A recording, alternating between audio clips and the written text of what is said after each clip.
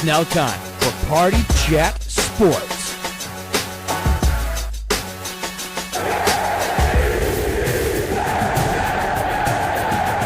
The only thing else I got to say is, how about them Cowboys?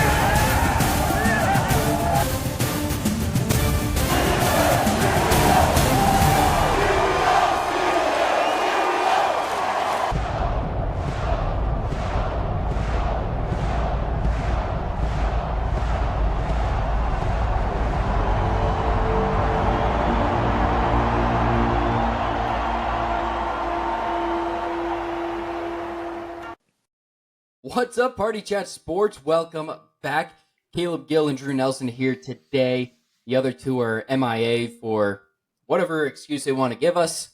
Doesn't really matter. We still have week one of the NFL football season to talk about. A lot of good games, a lot of Victory Mondays here at Party Chat Sports. One notable non-Victory Monday. We'll get to that later. But Drew, overall, how's it feel just to have actual football back? It was great. A Sunday that was not full of Sunday scaries because I was too busy and enjoying the day and watch some good football games. And college football was back already for a couple weeks. This was week 2, technically week 3 if you think about week 0. But Yeah, it still felt like the first day of football. So right, like the great. Other college football games. College football was actually kind of interesting this weekend. Like, we don't talk about college football hardly ever on this channel. We are predominantly NFL fans, if you haven't noticed at this point. But still, Michigan, a big around here, they got blown out. So a lot of, like, in our area, or my area, mine, Cam's area in particular, that was huge. A lot of people talking about that. A lot of people we know. Cade was there, wasn't he? He was. Yeah, him and my dad ended up going. So disappointing game to be at. Yeah, I'm sure. And then you had Bowling Green almost pulling off the upset against Penn State. You had NIU pulling off the upset at Notre Dame. The first time NIU has beaten a top 5 opponent. Huge. I think I saw it was the first time the MAC had beaten a top 5 opponent. I couldn't remember if it was just NIU or if it was the MAC in particular. Which I wouldn't be surprised. 0-50 or 0. It was either 0 like 50 something or 0 like 70 something for some reason. Well, you figure. I'm thinking of those two numbers. Like the MAC against top 5 opponents. Yeah, I mean, like, when a top 5 opponent or a top opponent schedules a MAC team, it's early in the year, like what Ohio State does. It's what a lot of schools do. Like, a lot of people are dogging on Ohio State. Yeah, that's an easy schedule. A lot of other teams do it as well. They do it because it's kind of like the longest yard mentality, where it's just trying to get a feet wet type of scenario game. And when they come into your house, they're getting paid to whoop your ass. And those are games that they probably made like, I don't know, $1 million, $2 million. Something like that. To play Notre Dame, and then they just ruined their whole season. I mean, with the expanded playoff, their season's not over, but I think not being in a conference is going to make it harder because the whole thing for Notre Dame was they could not be in a conference and then just go undefeated.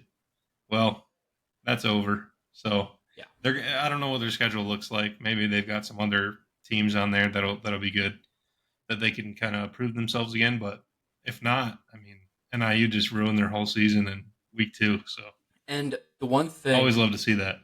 I don't want to harp on college football too much, but one thing that I saw people say, like, why they like college football more than the NFL is with college football, you usually have a game that those players will remember for the rest of their lives more often than the NFL. Like, the NFL, you're all good teams. It's week to week. Where college football, when you pull off these upsets, those NIU players are going to be riding on that high forever. I mean, just think of Appalachian State. We still, to this day, talk about App State upsetting Michigan in the Big House. Like, it's...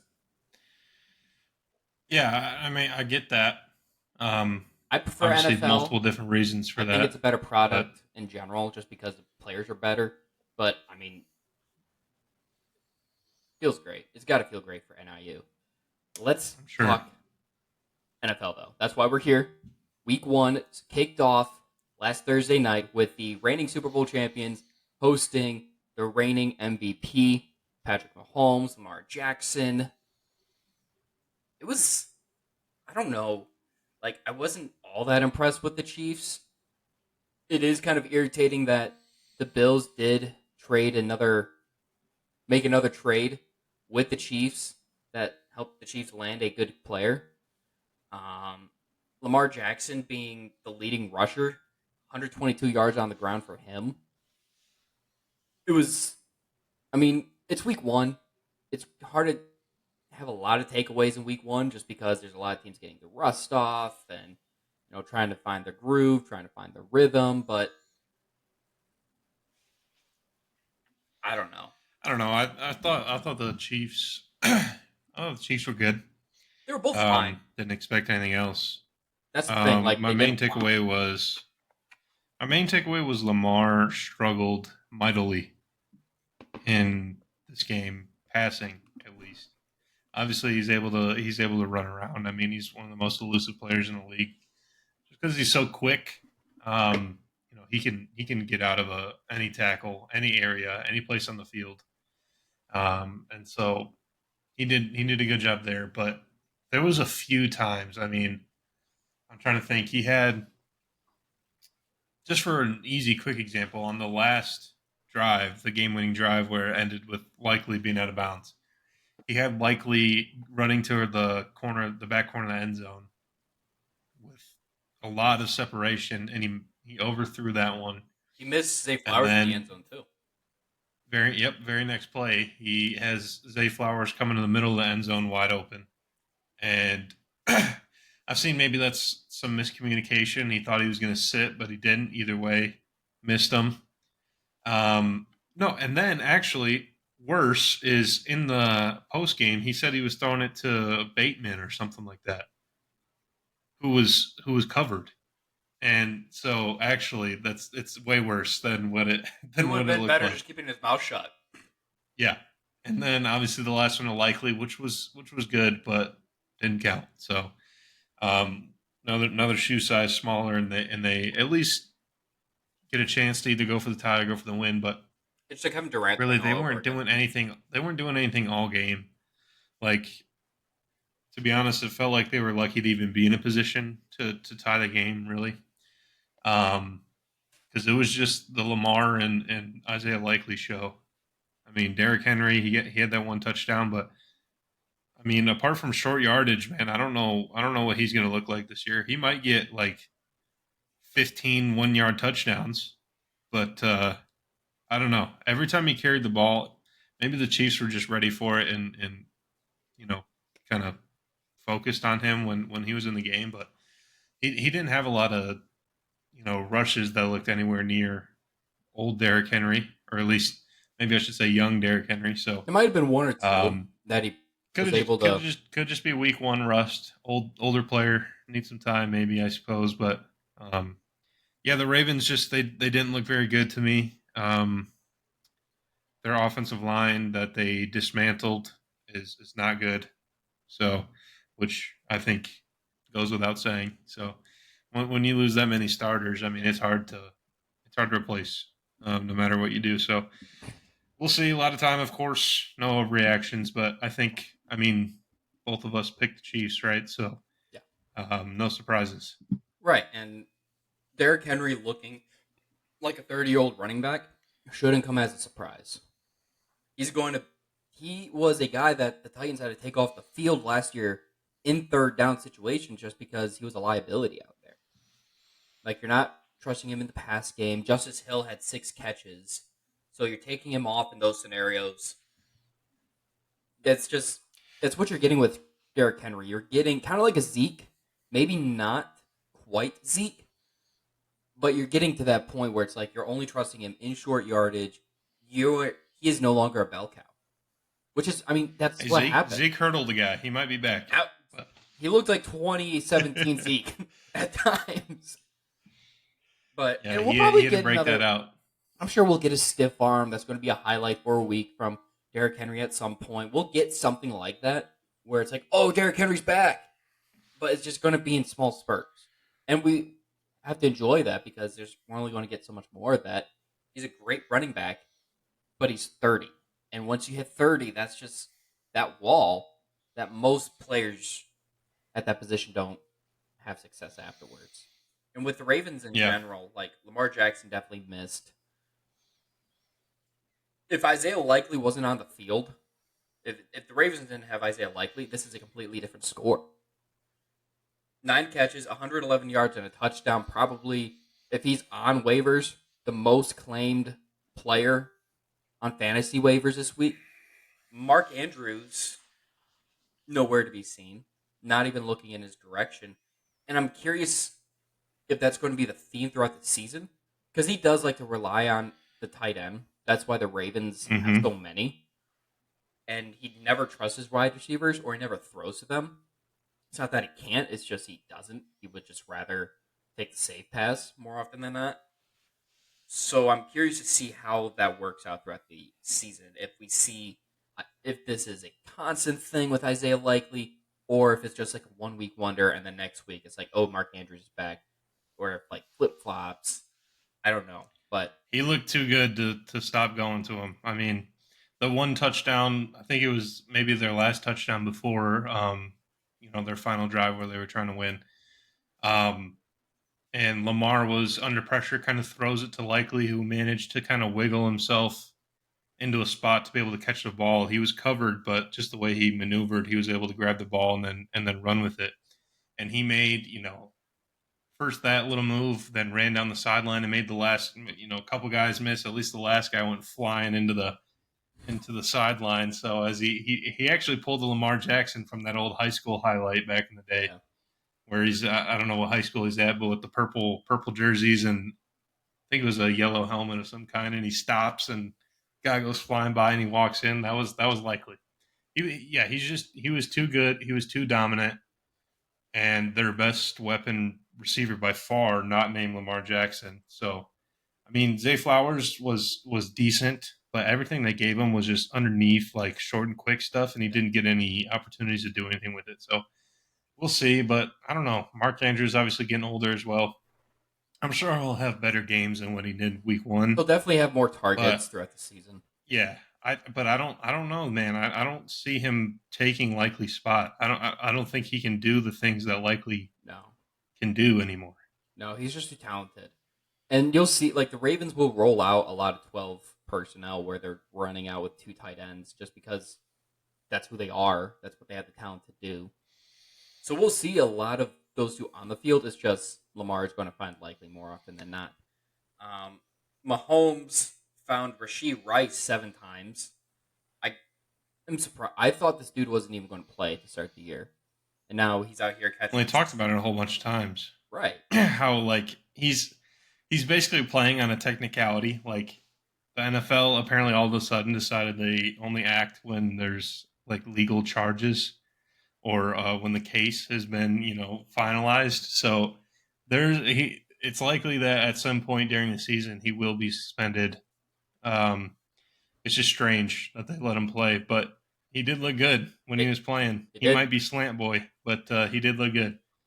And then, either way, I mean, and Xavier Worthy, I mean, he looked really fast. I think he only touched the ball twice. He had 2 catches, maybe 3 times, and then he had the rush. The one rush. But when he got the ball, he was effective with it. He was moving. Yeah, I think the pass, his receiving touchdown was a busted coverage. But yeah, definitely that little jet sweep. He was moving, and then once he caught the ball, obviously he was in open space, but no one's catching him. Yeah.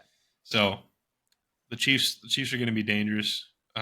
Kelsey looked old, but he still there was one play where he was just kind of dancing around in the middle doing Kelsey stuff and gets open for Mahomes and catches the ball. So he's not prime. As long as he's still able to do that, but as long as he's still able to just kind of like go out there and somehow get open, like that's all you need him to do. Yeah, he might not make anyone miss after that anymore, but he's Brady's Gronk. As long as he's open. Gronk had every single cast on that you could imagine, like, and he's moving like 2 miles an hour, but he's still effective because he's getting open and he's still effective. That's what we're Yep. probably like. Kelsey's 1,000-yard seasons. Probably, I think last year he was short. Last year he was only like 980 or something like that. And I think that was his last chance for a 1,000-yard season, just because his age, he's getting up there, and he's probably inching closer to retirement. Let's move on to the Friday night game. Full transparency, didn't watch a lot of this game out in Brazil. That field, when I did watch it, looked terrible. Who could have predicted that? Packers, Eagles. There's a lot of things off the field that seemed like a mess. Like, it seemed like unorganized at times by the NFL. Like, they were like, all right, let's just go to Brazil. And then didn't have the logistics of everything figured out. And then we got to the game. And, I mean, Saquon scored more touchdowns than the entire Giants offense this week himself. He's going to be a problem with the Eagles. The tush push might be dead, but the Eagles are still going to be a problem. And then I think the biggest takeaway from this game is, what's the status of Jordan Love after getting hurt on the second to last play of the game? Yeah, unfortunately, the Packers might be done. I mean, if he's out, I don't know what the actual timeline was, but I'm just going to guess 4 to 6 weeks or something like that. What they say, MCL sprain or something like that? Yeah, and honestly, they got lucky. The replay looked so much worse. His whole knee popped. And so they actually did get lucky with that, but still, I mean, they're not putting, right now, they're not putting Love on IR. Packers won't put Love on IR. They're going to start Will Levis. But they might do what the 49ers did with Christian McCaffrey and just do it last minute. Maybe. That's a whole nother bag of worms that we don't need to dive into. I mean, they don't really need to move him, I suppose, until they go to sign someone else, which they're going to have to do. They're going to have, like, Ryan Tannehill. They only have Malik Willis. Ryan Tannehill's out there somewhere. I mean, Sean Clifford was the guy that Malik Willis was brought in to replace as a backup. Yeah. So he's probably on a practice squad or something. They got to do something. They can't go out there with Malik Willis and hope that their season is still in a good spot whenever Love does come back. I mean, Malik Willis couldn't even get a Hail Mary done. Like, he took a sack on a Hail Mary. There's like 3 guys rushing. Right. Maybe there was 4, but either way, can't do that. So their season is definitely in trouble. And for as far as the game goes, and I'll just stop to say, hate to see that. Don't wish injury on anyone. But for both teams, both quarterbacks, it was a super sloppy game. Maybe it's due to being in Brazil. Maybe it's due to the field. But the field and being in Brazil, I don't think makes you make those bad decisions. I mean, there were some really bad interceptions in this game. Like there looked like there were some good passes, but there were also some terrible boneheaded mistakes by both quarterbacks, from what I saw. Yeah. I mean, just we'll see what happens. Of course, it's week 1 in a foreign country on a terrible field. Whatever. Use your excuse. And it'll apply for now. But I didn't see a whole lot of promise. I mean, Saquon looked really good. That's probably the most promising thing from either of these teams in this game. The thing with Saquon is even like I don't remember if it was last year or the year before. I mean, Saquon's had dominant like starts to the season, and then he kind of falls off. So I'm still waiting to see that. Because, like I said, we've seen Saquon come out to start the season and be one of the best running backs in the league. And then you start getting into the season towards the end of the season. And maybe it's because of being on the terrible Giants. We'll see if that is the factor. But I'm holding out, waiting on crowning Saquon as the savior of the Eagles or this great resurgence. Quite yet. I mean, it's definitely possible. He looked like it's definitely on the path he's on. But like I said, we've seen him be dominant in the first 6 or so weeks of a season, and then kind of start to fall off. So if he can keep up this pace, and I think they gave him like crazy, touches or snap percentage or carry percentage or whatever it was. He carried So the ball. especially if they don't like take it easy on him a little bit, because he's older too. He's not super old, but he's definitely older. So they need to. I mean, they don't have Swift obviously, but give Kenneth Gainwell, I think, is their backup now. Yeah. Give Kenneth Gainwell a couple touches. Let Saquon get out of there. The problem is the offense wasn't really that. I mean, Devonta Smith had some nice catches, and AJ Brown took one to the crib. Other than that, it was pretty much just a Saquon show. Yeah. So they need him. Saquon with 24 carries, and then Jalen with 13, and Kenneth Gainwell with only 1. They got to get Gainwell the ball more. They've got to. This was kind of the same thing I was thinking with the Jets too. Was I understand he's your star running back and he's your workhorse, but you got to give him breathers. Or this early in the season, it's week 1. You need those guys to be good all 17 games of the regular season, and then you're hoping more into the postseason. And for the Eagles, it probably lines up with how the Eagles will start, because the Eagles always start, hot. They were what, like 10-0 or 10-1? Yeah, they were like 10-1 at one point. Shout out Jets and their backup scrub corners for locking down Jalen Hurts last year. 10-1 to start the year. That kind of follows the same, like Saquon will be strong at the beginning of the year, and then the excuse is going to be Saquon is banged up. He is not as hot now, so the Eagles aren't going to be as hot now. I could already see that being how that plays out. Jalen Hurts, yeah. I thought, again, from what I was able to see, I know it's easy for you to just flat out hate on him. He had 2 touchdowns, 2 interceptions. It was ugly, but he also had some good throws. And a fumble. It's week 1. Like, that's going to be my message throughout most of these games. Like, I'm not going to sound the alarm most of the time.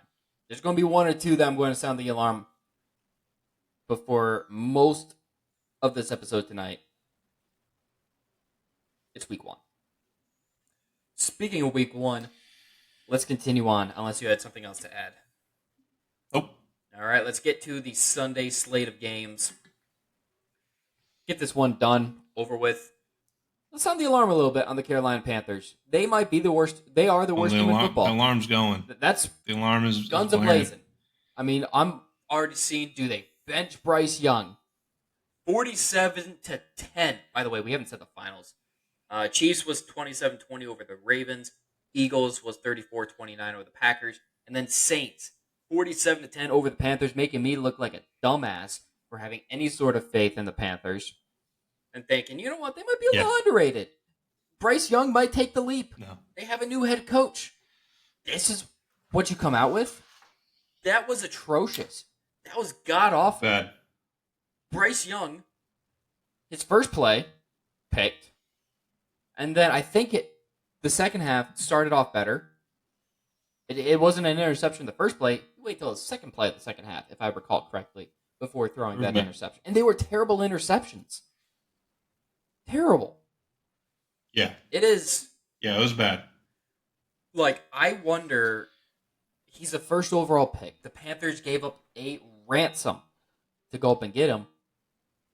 So he's going to have a longer leash than most players just because of the situation and what it cost the Panthers to take him. But man, I don't know, man. The whole time I was watching and following along with the game, I would not blame the Panthers. Well, a couple things.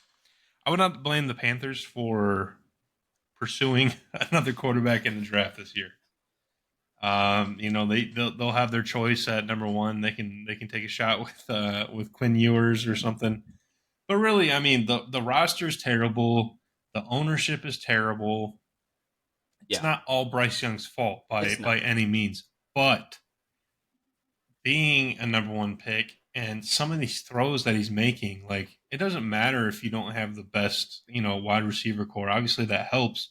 But when you're throwing it, like, I think it was the second interception over Thielen's head by like 3-4 feet, just sailing to the safety who just picks it off, or maybe it's a corner. I don't remember who exactly it was, but like that's just inexcusable for an NFL quarterback. And obviously, he's still young; he still has time.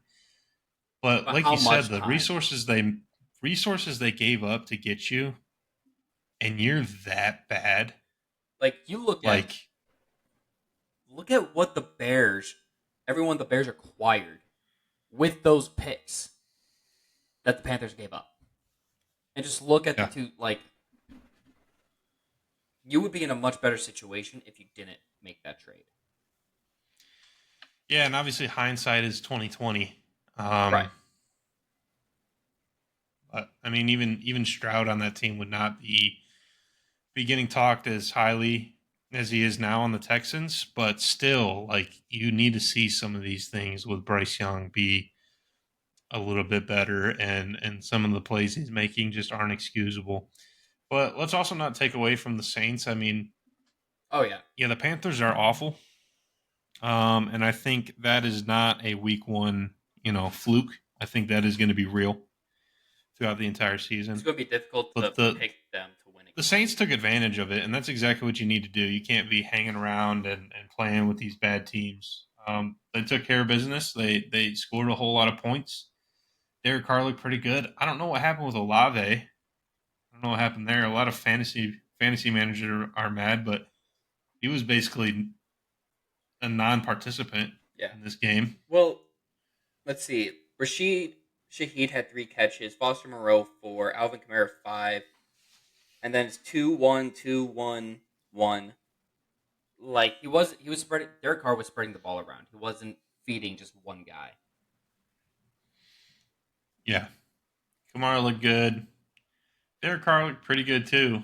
Um, Obviously, this one is like a wait and see. You got the Cowboys next week, That so that's gonna be a we'll see tough what test. happens. It's gonna be a tough I'm test. not I'm not sleeping on the Saints. Obviously, coming off hot, they're going to be feeling good as they should. I mean, Right. like I already mentioned, you got to take care of business when you play these bad teams. Like, Winning by everyone's going to be like, "Oh, it was just the Panthers. It was just the Panthers." But I mean, they're on your schedule. You got to do it, and you did it the right way by smoking them. So winning by 37 in the NFL should never be overlooked. Like these are yeah, all players that get paid to play the game. Last thing, because we probably already spent too much time on this game in particular, that I wanted to mention. You see that a pair of Panthers tickets sold for $1.80. no, that's Apparently, crazy. apparently, uh, Yeah, fans listed tickets for like $1 to this game, and once that happens more often than not, ownership's going to have to do something, or the NFL is going to have to force ownership to do they're going to have to something. sell the team. They're, He yeah, needs to sell the team. he Like, does. the, It's so the bad. Panthers need unfortunate to the young players and the new coach. Like, you just gotta wipe the whole thing and start again. Yeah. Anyways, we'll move on here, but I saw I think it was a tweet like they're gonna start giving away the Panthers tickets in a Yeah, Bojangles I saw combo. that. So yeah, it's bad. And Tepper being a what was he, like a hedge fund owner or whatever his title was. The thing that talks to him is money, and They're the not money making is money. not coming in. The So the Bojangles he'll thing. he'll either keep firing everyone and keep drafting quarterbacks, or he'll sell the team because I don't see it getting better. The Bojangles thing. You know the Family Guy video where Peter goes to buy the DVD? I think it's like Roadhouse. He's like, "I'll give you this one." No, I do not want it, but it's free. Yeah, If that video even touches Roadhouse, I will kill you. That's going to be Bojangles. Like, yeah, here's a pair of tickets. Don't give me those. But they're yeah, free tickets. Do not pair those together with my Bojangles. yeah. Do not let them touch my food. The team that's going to be competing with the Panthers for that number 1 overall pick is the New York Giants.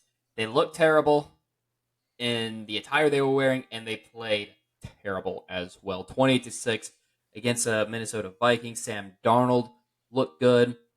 That's kind of the theme with Sam Darnold. You know what? I will say this. If Sam Darnold was not a the quarterback of the Vikings right now, I'd be cheering for him. It's just because he's a Vikings quarterback that's like I cannot root for this guy anymore. I do want to see Sam Darnold succeed, just not with the Vikings, man. It was fun to see. 28-6 for him, and the Giants, man. Like, my favorite stat that I saw this entire week is that Daniel Jones has more pick sixes than actual touchdowns to his teammates since he re-signed. That is atrocious. At what point? What week is Drew Lock going to come in for Daniel Jones? 3, maybe 2. Let's see the Giants schedule real quick. They already said Daniel Jones is still playing, so They've got the Commanders. It'll at least be. So they've got the Commanders next week. Then they go to Cleveland. Both those are on the road. And then they host the Cowboys. That Cowboys game, prime time. That could be one where if Daniel Jones is still in, he's pulled out and he's benched. Go ahead and don't watch that game. Go to bed early. Get some good rest. The final score will be 100-0. That's one where you can just spend the night with your family. Yeah, they haven't seen go out, in a hang couple out, weeks. Get some rest. Hang out with your family. Go on a date with your girlfriend. Do whatever you got to do. Go ahead and skip that one. I can already tell you what's going to happen. Anyways, yeah, you already kind of mentioned it. You know, the saying goes, "Look good, play good." Well, they looked bad, played bad. Let's not take again with the Saints. Let's not take away all the credit from the Vikings. Sam Darnold did come out and look pretty good. He started. He has done in week 1. 12. I think he started 12 for 12. I think it was, yeah, and yeah, they looked pretty good. Aaron Jones was pretty good. Jay Jettas, of course. Cam said the offensive line was amazing, but let's take that one with a grain of salt. The Giants' defensive line is not as good as you would think. Dexter Lawrence is a beast and deserves better, but there's some question marks at the other spots. Anyways, the Giants look terrible. You always gotta love when a division rival is just so bad and they give $40 million a year to dude like that might be considered theft. I mean, $40 million a year and you have more pick sixes than touchdowns. Like, he should be sued by the Giants, honestly. Like, that's criminal. So yeah, the Giants are terrible, and tag that on with him dating Kay Adams. Nothing makes me happier. It's bullshit. Dude's living the life, and all he does is throw pick sixes. Dude is All right, he's stealing. Congrats to the Vikings. Happy for you, Cam, for having a victory Monday. Happy for Sam Darnold.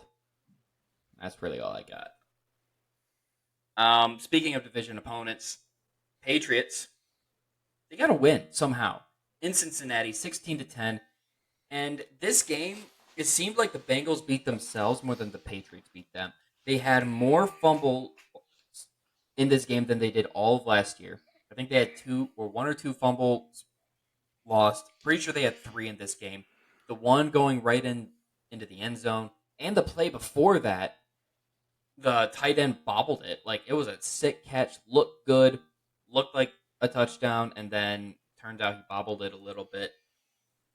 And the Bengals defense, they held the Patriots to 16 points, but when it came down to it, when they needed a stop, they couldn't do anything. And you had the offense, 60 minutes of offense, right? Well, not quite 60, but you had 60 minutes to play. You had all that time to win, to take over this game, and they just didn't. And I know the Bengals start off slow every year, but is there alarms being sound yet? Or is this just another one, tip your cap to the Patriots, and we'll see what happens week 2, and we're 2 through 17, 18. I mean, there's no excuse for the Bengals, to be starting off slow this year. Normally it's because Burrow was hurt, one way or another. And technically is still coming off an injury, and there was a few clips where he's rotating that wrist, kind of trying to get it worked out. So it might still be bothering him. Dylan told us, sent us something. Worst case scenario. Dylan sent us something over the summer that said, quarterbacks do not come back from that wrist injury. Yeah. Well, yeah. Well, it's actually not even just quarterback. It's unique for a cornerback to have the specific injury. Yeah. And players that do get it more often, they never really regain the same strength that they had before. And so it's kind of the first time we're seeing a quarterback how well they can bounce back from that specific type of injury. But we'll see. I mean, it could be week one.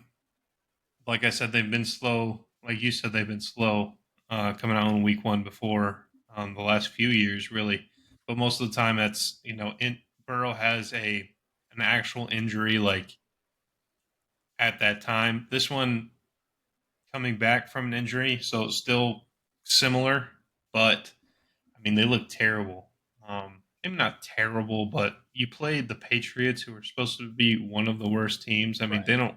The Patriots don't have anything going for them.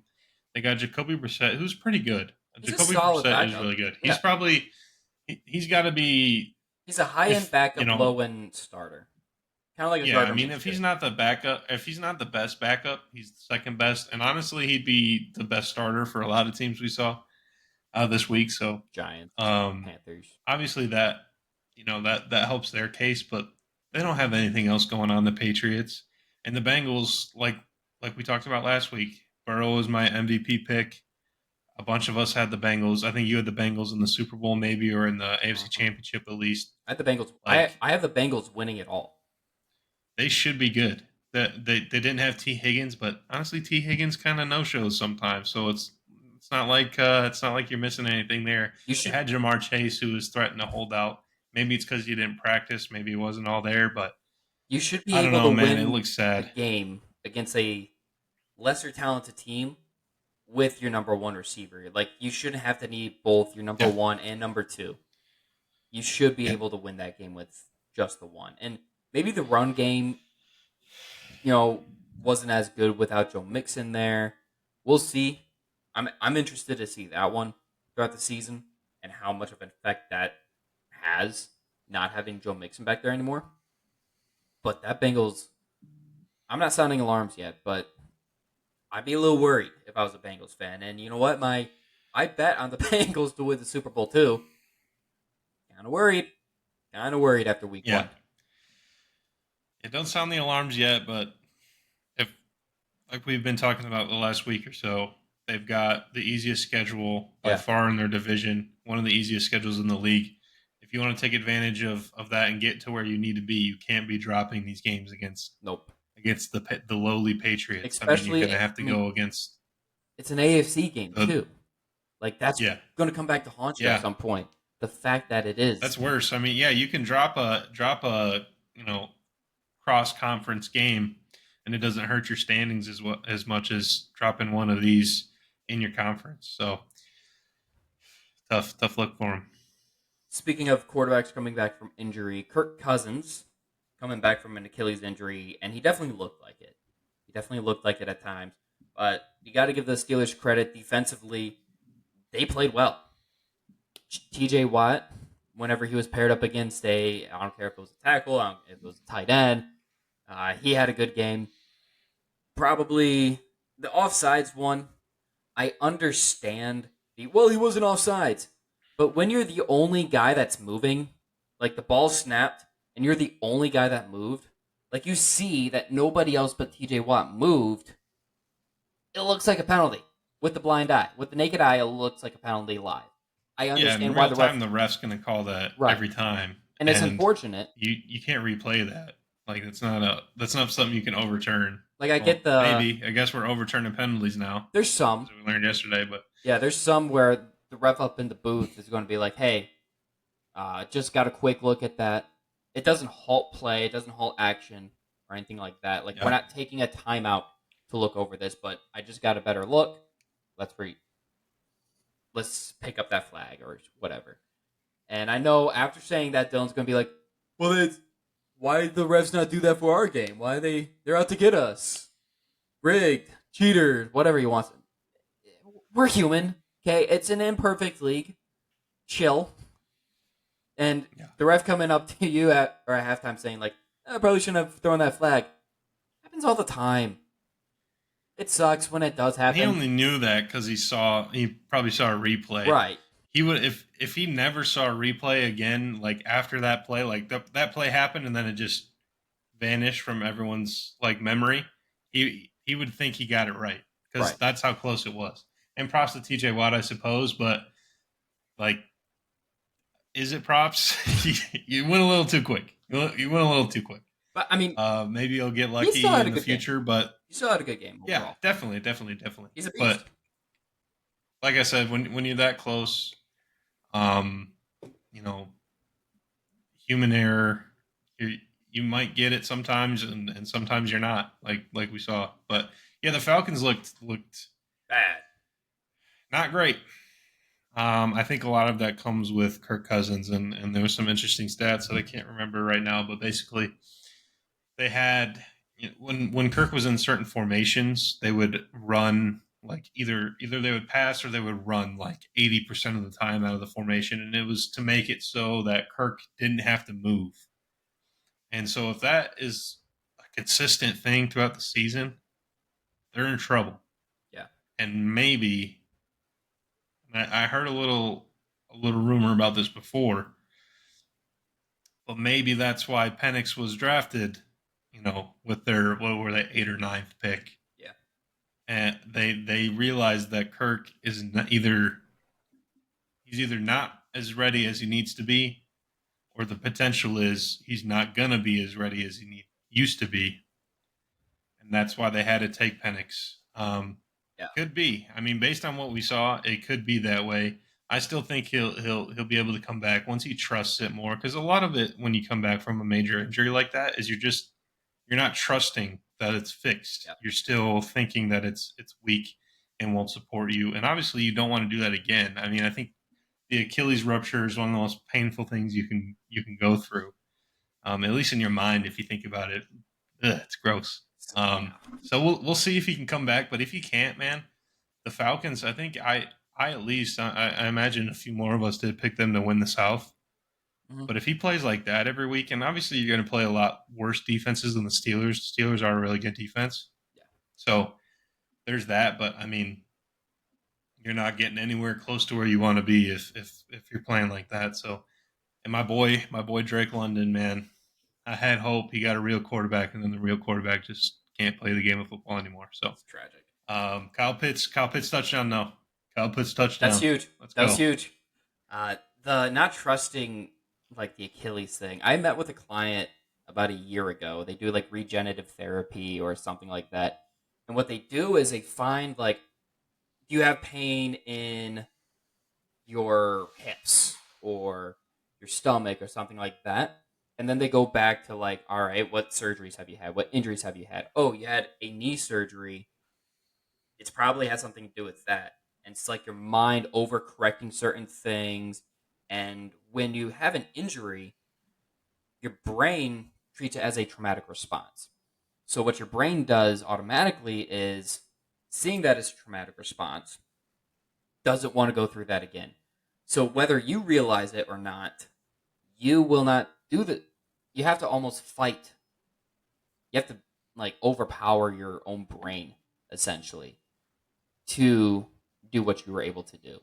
Like, you're not just, whenever you suffer an injury, you're not just rehabbing the injury itself. You're rehabbing your mind and your brain so that you can get back to that form, or else there's always going to be that block because, again, trauma type situation, the brain just realizes, you know what, we're going to shut that down. We're not going to do that again. I think we saw that a couple times this week with injuries. I think we saw that with definitely Kirk. I think we saw that with Aaron Rodgers.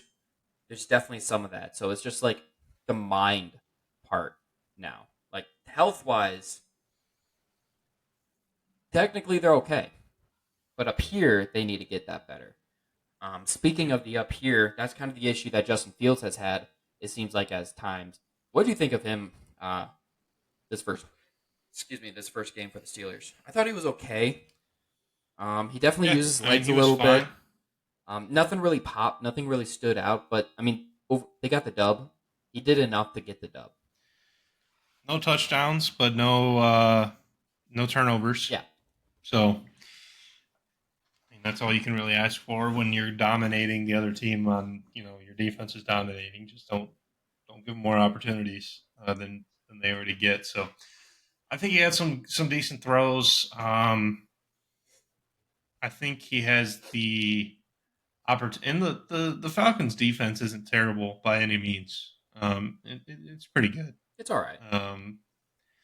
So he played as good as he needed to. If Russ was fully healthy, I would probably expect them to put in Russ. Not that Russ would stay the starter for the rest of the season, and Fields, unless he turns it up another notch, I imagine Fields will probably go back to being the backup at some point. But Russ won the job for a reason. It's kind of hard to. And he played good enough to where you go into next week against the Broncos, and they'll probably be able to. He'll probably be able to play well enough to get another win. To be honest, especially with what we saw the Broncos. We're going to get into that later, but not special, but not terrible either. Yeah. So we'll see. A lot of room. He can go. There's a lot of room for him to go way up or way down. Yeah. Well, we'll just have to see what he's going to do. Or, if he stays in the middle, that's you win some games, you lose some games. Right. Depends on how your defense can do. Let's try getting through some of these, seeing as we're already 45 minutes into this. This is why you and I are never allowed to just do our own, because I feel like every time that's just us two, we go a lot longer. Texans, Colts. Dylan's lame anyways. That's fine. I can't wait to hear him say, "Oh my God, it was that long." Yeah, it was a lot of games. But Texans, Colts. Stop crying. 29-27, C.J. Stroud able to pull it out at the end there. Anthony Richardson only had 9 completions, but 212 yards. He's still a project, but man, does he have arm talent. He can throw those bombs like crazy. He's never mind. I'm not going to make any comments. I don't want to get canceled or anything like that. Crazy. I'm going to keep my thoughts myself on that one. But man, it's crazy. That throw that he made to Alec Pierce, that first one where he slips and then just gets up and launches it. Yeah. People say all the time, that's weird. In a dome on turf, obviously the turf is kind of weird sometimes, but in a dome, they have turf, right? Yeah. Or do they roll in grass? I think it looks like turf. It's probably turf. I think only the Cardinals and the Raiders. The Raiders do it too. Oh. But anyways, that was weird because I think you mentioned too that CJ had slipped a few times. Not to completely interrupt your train of thought there, but it was back to back. He slipped, and then he was still from his knees was able to get a pass out, and then he slipped on the very next play. Both the slips were at the 50-yard, that 50-yard logo. Yeah, it might have been the paint or something like that. Anyways. Back to the magnificent throw to Alec Pierce. Yeah, people say all the time, how many quarterbacks can make this throw? And normally it's probably at least half of them in the NFL can make that throw realistically. Probably 20 with most of these throws that people say that about. But this one was legit Richardson, Josh Allen, Herbert. Mahomes could probably pull it off because he's a magician. But Mahomes can throw the ball, but I don't know if he can throw a deep bomb like that. I think prime Aaron Rodgers could. Probably. But that's prime, today's guys. Definitely not today's Rodgers. But very few quarterbacks in the league. Brock Purdy could do it. Brock Purdy could throw it 1 yard to Christian McCaffrey, and then Christian McCaffrey would run it the rest of the way. Anyways. Or freaking with Mason. Anyways. Yeah, that's one of those plays where it's there's not many professional athletes that can do what he just did. I mean, we just listed off some of the best there's a lot of really, really, really good quarterbacks that we didn't list right there that could not do what he did there. And so when you have that kind of talent, it's worth trying to get some of the other stuff, some of the more basic stuff. And that's why you draft him. That's a lot easier to teach. Hey, slow down, go through your progressions, take a little bit of juice off of it when you're throwing, but you can't teach. You cannot teach that Having kind a of lineman in your face and just saying, "Yeet." Yeah, you can't teach that. That's natural. So it's worth the effort to try to turn them into something. And I really truly thought, and it's not like that turned him into a elite quarterback or anything like that, or a sure thing. But It gives I Colts fans said hope. before, yeah, and I had said before that like there's no way he's ever going to be good. I mean, he wasn't good at Florida. You saw the same kind of thing. The talent is there, Yeah. but he was never like good, and Florida wasn't good. Like normally you see these really good quarterbacks able to carry their teams in college because it is easier, but he never really was able to do it. So I didn't think he would be able to transition to the NFL, especially not starting right away. I mean, he would have started all last season if he stayed healthy, I think. So it's still gonna be hard. There's a lot for him to still work on, but man, like we've been saying, that play is insane. So And some guys just are better NFL quarterbacks than they are. Like how Josh Allen is a better NFL yeah, quarterback than he was a college it quarterback. happens. And And it took time for Josh Allen. it did. And he was drafted purely based on his raw talent, not what he did at Wyoming, but what he could do. And that's kind of what you see with Anthony Richardson. You're not drafting him based off of his resume, you're drafting him based off of his skill set and what you project and whatnot. The guy that already is a better NFL quarterback, CJ Stroud, ultimately won the game. He looked good. He looked like he could continue that upward trajectory, I think. There were some sloppy plays in It was there. a little Obviously, bit. maybe that's Week one because of the jitters. turf. The one that I saw was like the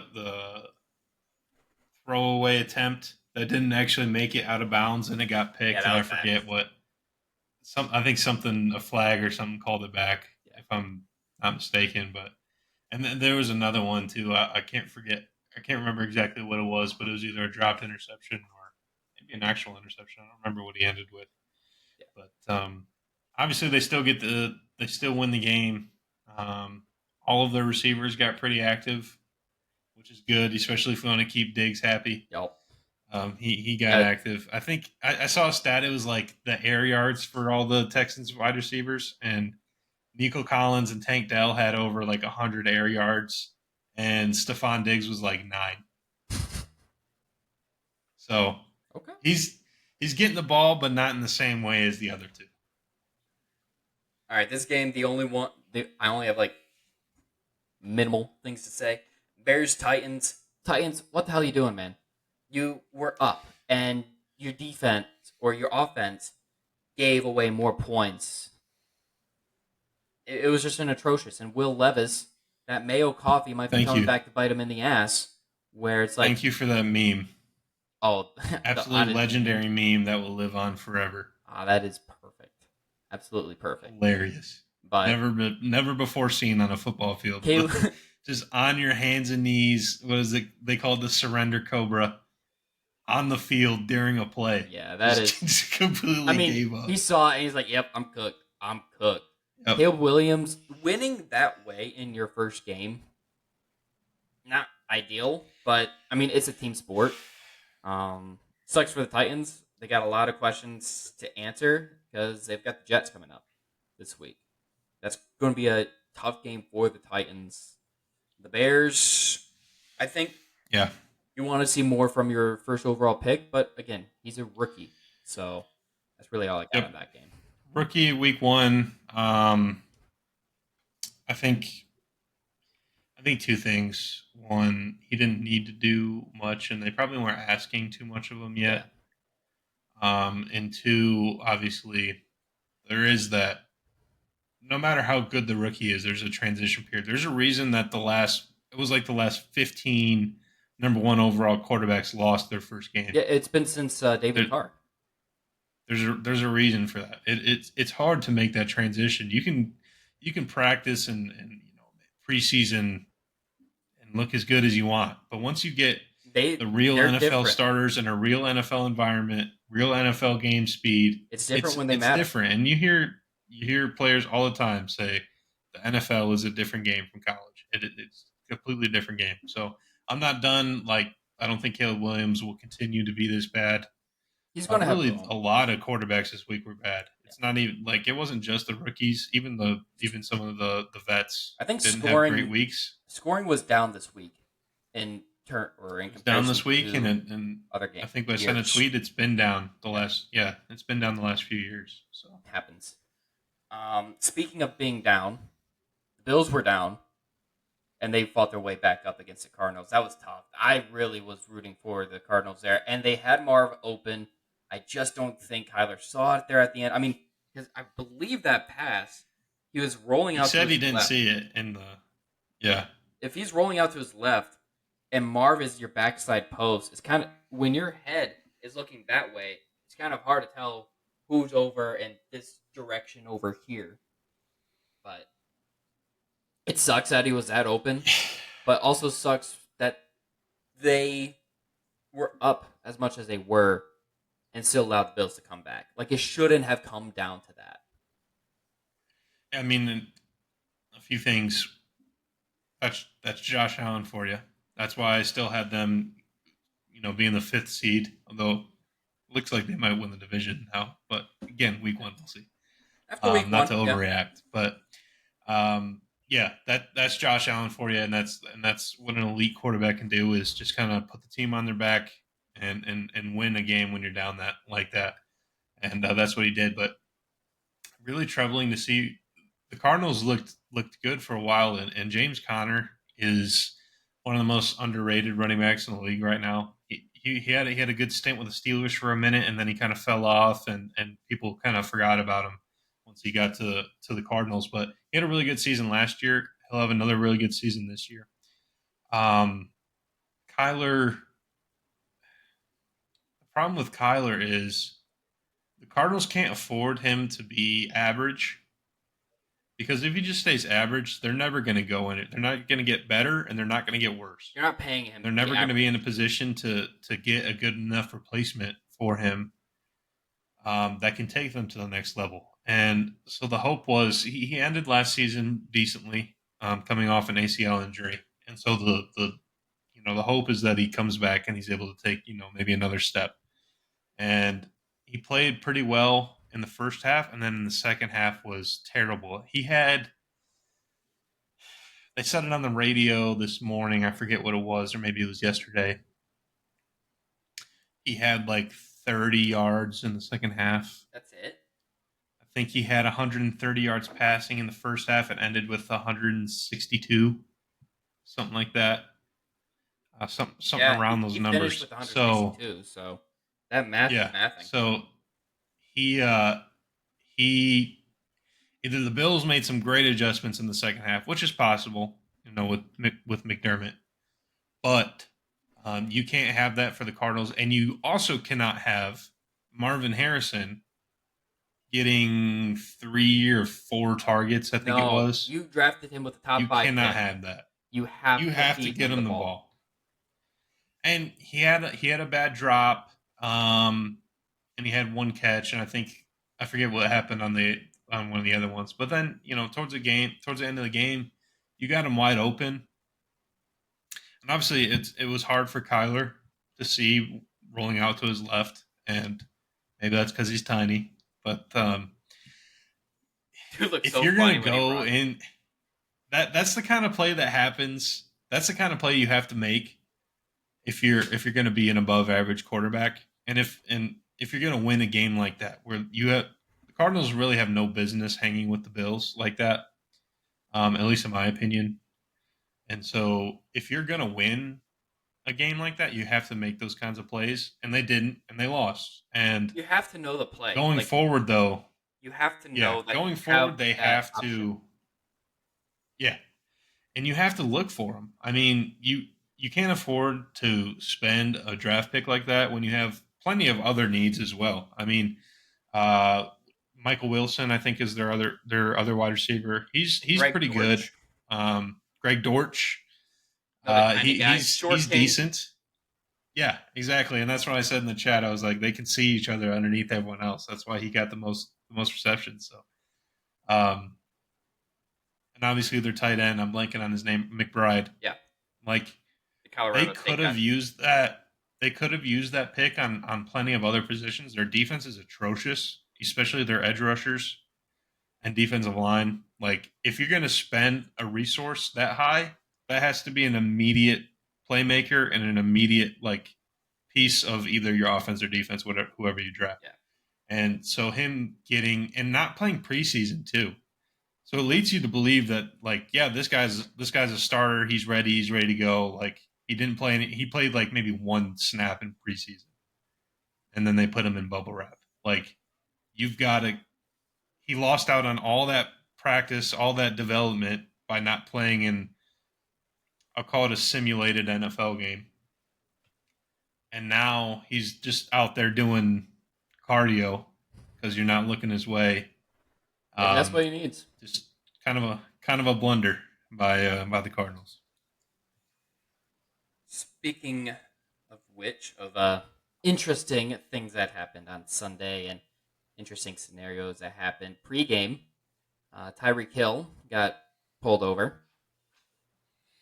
Incident there. I'm not going to touch more on that. Just does need to be brought up because it did happen. And then he went on to play the Jacksonville Jaguars. And the Jaguars were up. And they were going in to score. And then Von Holland punches the damn ball out as ETN is going towards the goal line. And that was a 14-point swing. Because then, afterwards, the only one that was locking up Tyreek Hill was Miami-Dade Police. That was the only one that had a chance to lock that dude up. 80-yard score to the house.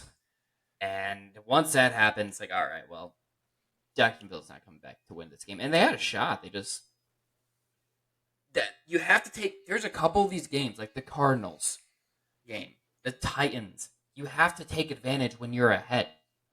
And they just didn't. And they allowed these teams to come back at the end. Miami... Especially when you're the underdog. Right. Like, obviously it's one thing to say, like, oh, just go score more points. But, like, I don't know. It feels like they either let up a little bit, got too comfortable with what they were doing, and just, kind of let it fall through their hands. Yeah, they just didn't keep their foot on the pedal. Like, they just kind of cruised. They weren't shifting into gear anymore. They were just staying in third and just letting it ride. The Dolphins, in the meanwhile, decided, you know what, we're going to kick it up another gear, and we are still playing to win. Like, the Jaguars were playing not to lose. The Dolphins were playing to win at the end there. Yeah. Yeah, and you hate to see that punch out. That's a great play by the defender, though. Like, that's what you're taught to do. And I hate that's to see like it. The only thing you can do in that scenario. Right. Like, he's going in to was score. About to score. Yeah. That's your last ditch effort, and it worked. And 9 times out of 10, he's scoring. But that one time happened, and the Dolphins win the game. Yeah. And that was a momentum thing. Unfortunately, yeah. And Brian, I just want to talk about the Jags real quick. I won't dog on him too much, but I think Brian Thomas looked pretty good. He looked a lot better than I was kind of thinking he would. Yeah. I think he's going to be a so solid that's good. guy. That's good for him. I think he's going to be an upgrade over what they had in Calvin Ridley last too. year, which is good. Christian Kirk, and I didn't watch too much of this game, but I saw a pretty bad drop from Christian Kirk. I don't know if he had a good game other than that, but and I saw Tank Bigsby may have outperformed ETN. He did. He had 12 carries and 73 yards. ETN had 12 for 44. So we'll keep an eye on that. That's big for fantasy, I'm sure. But it's definitely something. Dolphins. Neither one of these teams, even with the Dolphins winning, neither team impressed at all. And obviously, like an 80-yard Tyreek Hill touchdown at this point is not that impressive. It's expected. And I'll just. That's all I have to say about the game, and I'll just touch on what happened. It's unfortunate what's come out now, and the body cam what happened to Tyreek. Is damning. I will just say, when news first broke and you saw Tyreek getting arrested, it really wasn't that surprising. The timing was surprising, but that he was in handcuffs was not surprising. Yeah, probably should have happened a couple times by now. But yeah, and that's I think part of the. You know what? We're not going to dive further into that. We're not a We're just here to talk sports. We don't need to talk about. We're not here to be controversial unless it's a sports topic. Here at Party Chat Sports. So the one thing that seems to be a controversy for me in terms of things that I say is I don't think Geno's a bad quarterback. Like, he's fine. Is he the greatest? No. He wins. He makes the throws he needs to. And does he have a dumb pass every so often? Yeah, but what quarterback doesn't? 26-20 win for the Seahawks over the Broncos. Bo Nix looked like a rookie. Yeah, that's pretty much all I got in this one. I just think that's not good enough against the Broncos. And while Geno is not bad, he's not good enough as we saw last year. He was fine last year. 2 years ago, he had like 30. Be careful saying 2 years ago, because I was about to pull this up during the game when you were talking shit. Well, did they make the playoffs though? I think they did. I think they made the playoffs, and then they got blown out by the 49ers. Yes, because I was thinking about the last week of the season. It was like, if the Seahawks win and then the Lions beat the Packers that year in the last game, then the Seahawks would go. Yep. But if the Packers beat the Lions, the Packers would go. So, anyways, big scenario. So I couldn't remember if they win or not, but they missed out last year. Last year, for the stat guys, Geno had 33,624 yards passing, 20 touchdowns, 9 INTs. The year before, in 2022, he was 4,282 yards, 30 tutties, 11 INTs, 100.9 passer rating in 22, 92.1 in 23. Like, he's good enough. He's a bridge quarterback. That's what he is. He is like... And that's the problem. He's too good for the Seahawks to get a high draft pick, but he's not good enough for them to do anything. Yeah. Obviously, making the playoffs is probably the ceiling. And Seahawks were kind of in a position to where if Geno didn't show up, obviously who did they have before? Well, it was Russ. After Russ left, they get Geno and Drew Lock. Because Drew Lock was part of that Russ trade. So it was Drew Lock and Geno fighting for the number one spot. Geno won, partially because Drew Lock got hurt, and then Geno just kept the job, and now it's Sam Howell back behind Geno. Yep. And like I mentioned, but when they kind of were exiting the Russ, era in Seattle, they had that's kind of the window when your franchise quarterback is done. I think it would probably be better to just embrace it. Yeah. Well, I think they were hoping. Maybe they thought Geno was the guy to do this. I think they thought it was Drew Lock. Be respect.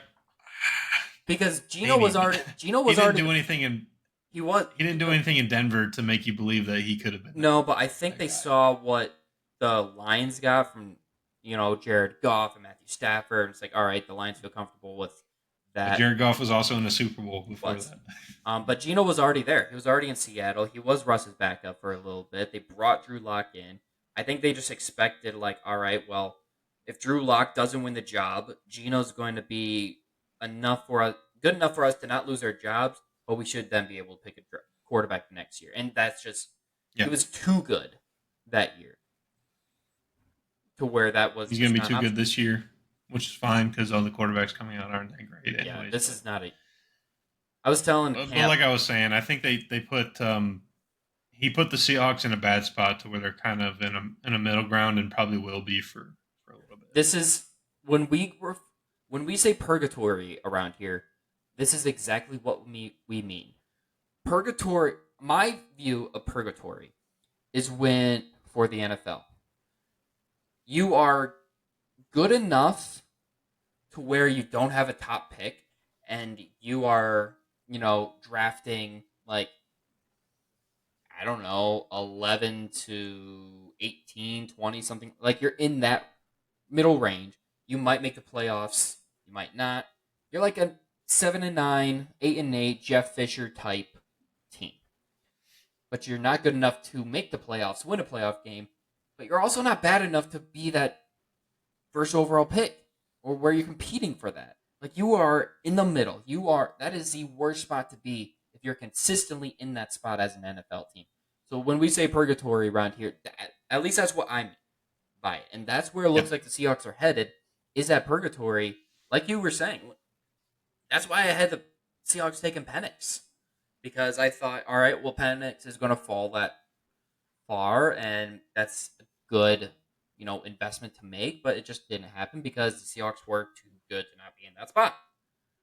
And Penix was gone at 8 anyways, but still, like, it was... Anyways, I 100% agree with what you're saying there. They're going to be too good with Geno, and it's going to cost them because they're not going to be in a spot to upgrade at quarterback just because where they will be at, there's not going to be an upgrade. Yep. All right. Speaking of upgrade, I have opinions on the Broncos, but we'll move on. What kind of opinion? They didn't look good, and Bo Nix was their leading rusher with like 34 yards. That's gross. Not great. Not great. When you need a running game significantly helps your rookie quarterback. Especially in a Sean Payton offense, like you need that run game. Yeah. So.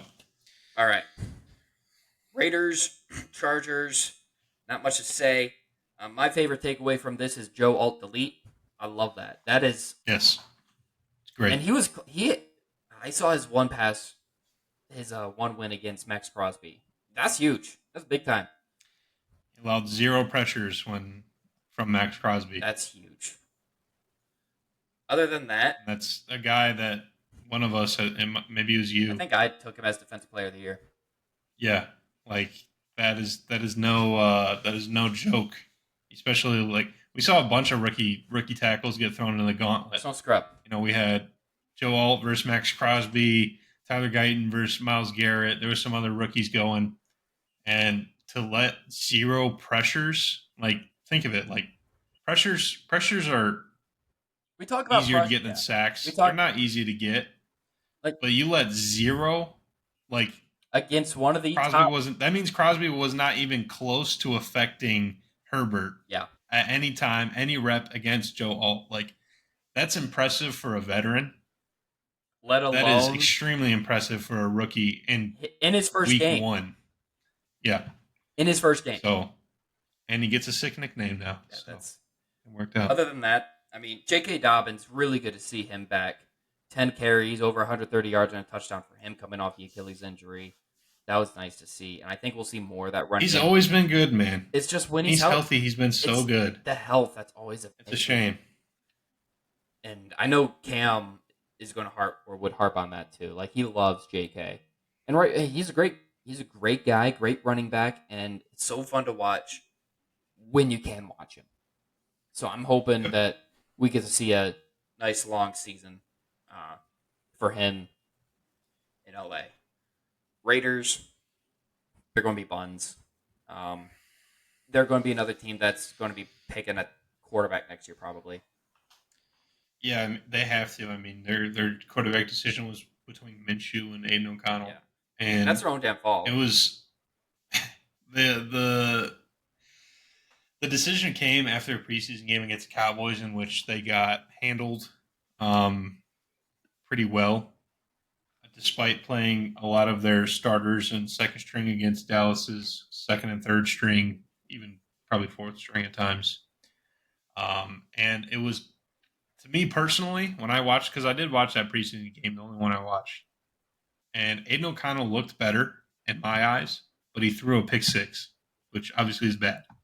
But the rest of the work I thought was better than Minshew. Minshew ends up winning it. All goes to say that their quarterback situation is not good.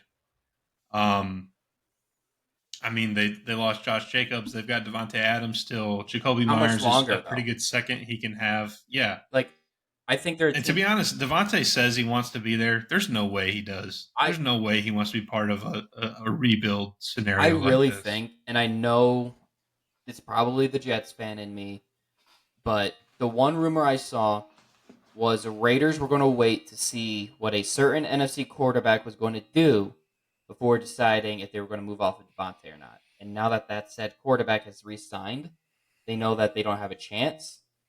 I I think the Raiders are going to be sellers at the deadline or by the deadline anyways. They have to be. If the Jets are in a spot where they're like 4-2, they have a winning record, it looks like they could be a playoff team. I could see that happening. That's been rumored since the Jets traded for Aaron Rodgers. It just seems like it's bound to happen. Actually, yeah, it makes sense. The Jets were and I think the only close reason last year. The only reason, again, rumors. The rumor is that if Josh McDaniels wasn't fired, Devontae Adams would have been a Jet last year. So, like, those conversations have already been had. In general, though, the Raiders are probably going to be sellers. Get some of those guys to teams that are winning. Do right by the players. Because the Raiders are probably a sinking ship. Yeah, and I like the feel-good story for Antonio Pierce.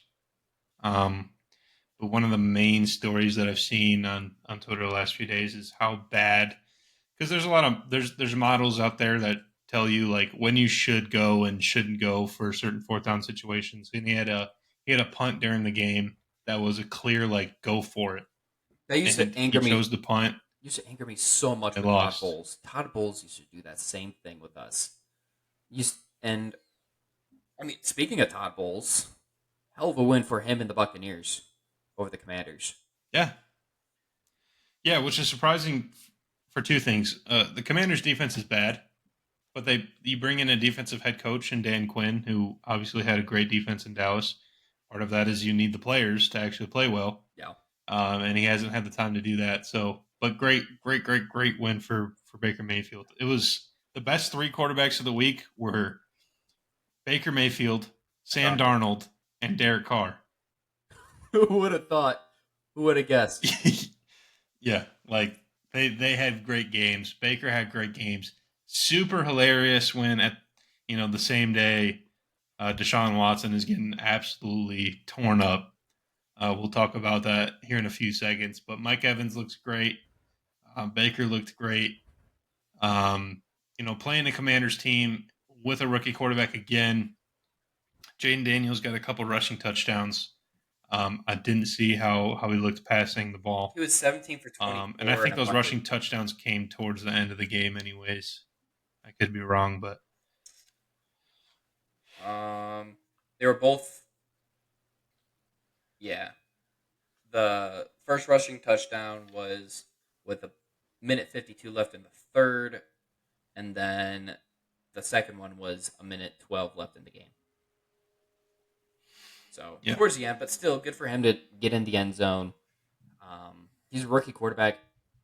Don't expect greatness week one, but greatness wise, like Mike Evans is just one of the most underrated receivers of the last decade. All this dude does is put up yards. He has never not had a 1,000-yard receiving season. And think of the quarterbacks that he's had. I mean, Jameis Winston were 30 for 30. Baker, he had, I want to say Josh McCown for Brady. a minute. Yeah, Brady. But he's had... I forget what it was before Jameis, but it wasn't anything good, that's true. I think it was like Mike Glennon and Josh McCown. It was not good. But all this dude does, he's Mr. Reliable out there. Like, it's a Hall of Fame career. It's kind of like Larry Legend in a way. I was thinking that same thing. It's quietly a Hall of Fame career. I'm not going to say he's as good as Larry Fitzgerald. Larry had some electric plays. Yeah. A little bit better, like run after the catch, but Mike Evans is out there. He's catching difficult, like contested catches. He's a little bit bigger of a receiver like that, where he goes up and gets it. But yeah, like you said, every year he's got 1,000. He'll probably have 1,000 again, and just quietly. Unfortunately, I think when it comes to be his time for Hall of Fame, he's not going to be like a first ballot by any means. He will be a first ballot eventually. I mean, he's got the stats. Just on stats, he has a Super Bowl II, which helps. True. He's not going to be a first ballot, but he will get in at some point, I'd imagine. And then again, hats off to Baker, who got screwed over by the Browns, and now he looks like the Browns made a mistake. And I could have told you that when the trade happened, that the Browns made a mistake moving off of Baker, who had played that season prior with an injury. He was hurt, but he was also the first quarterback to lead you to the playoffs and a playoff win. And how long? And then you just gave up on the guy to go get somebody who had 20 plus, women coming after him. And I mean, he's got another lawsuit, whatever now. I mean, creep. Deshaun Watson, allegedly. Okay, I do need to say allegedly. But man, dude, the contract, they are screwed for the next. I think they have like 50 more games left of that contract. The next two, they have 2025 and 2026. They owe him a ton of money.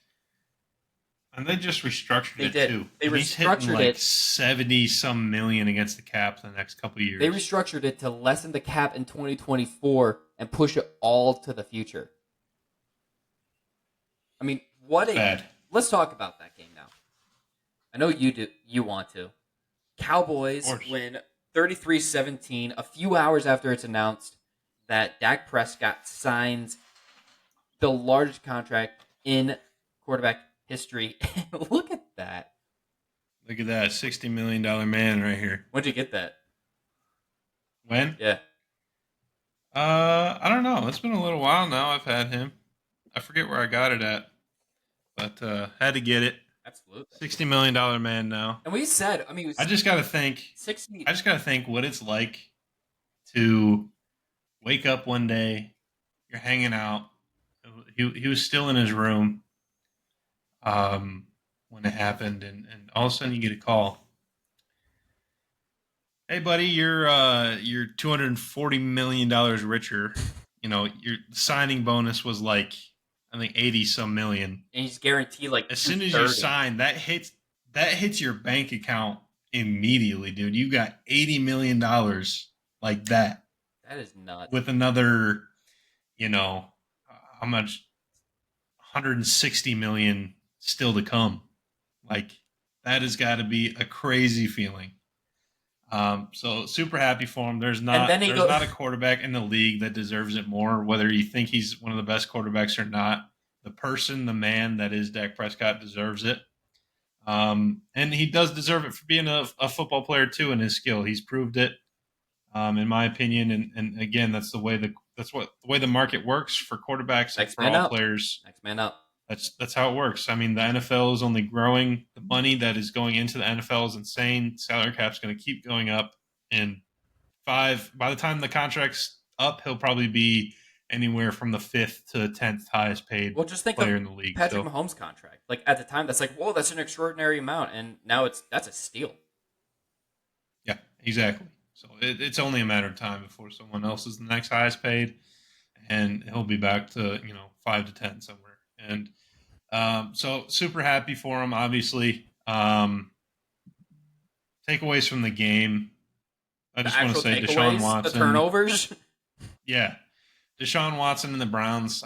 My coworker asked me today, he was like, what's the worst trade? The Panthers for Bryce Young and the Browns for Deshaun? And no hesitation, it's the Browns. Because not only did you give up the picks, you gave up the money. Yeah. You gave him a it's guaranteed the money part that makes it hard. $230 million. You're stuck. Exactly. The Panthers, if they really wanted to, they can go out right now and get another quarterback, and your feelings would be hurt. You'd look like an idiot because you missed so bad. But you're good to go. Like, you can keep building. Yeah. The Browns are in trouble. They can't do anything.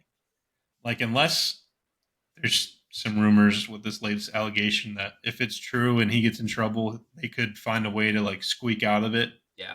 Based on technicalities and legal stuff. But I have to imagine, though. If not, they're in trouble.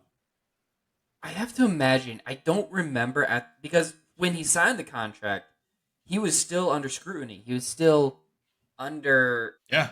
Like, I forget if there was a clause. He didn't even get suspended yet. No.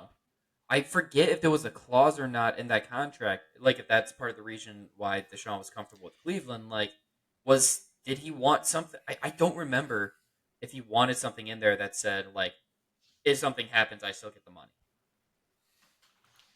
I don't know, man. Well, it was